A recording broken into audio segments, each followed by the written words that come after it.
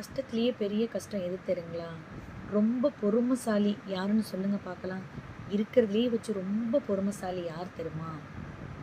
இந்த குடிச்சிட்டு பேசுகிறாங்க பார்த்தீங்களா? எப்படி நல்லா குடிச்சிட்டு ஒளருன்னு ஒளருவாங்க பார்த்தியா? பேசுனதையே திருப்பி திருப்பி பேசி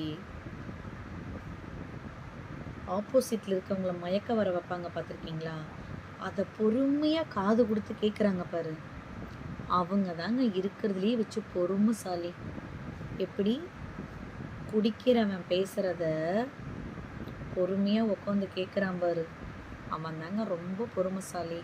அவன்தான், அவங்க தான், அவளுக தான், யாரெல்லாம் இதில் வருவீங்களோ அவங்க தாங்க பொறுமைசாலி.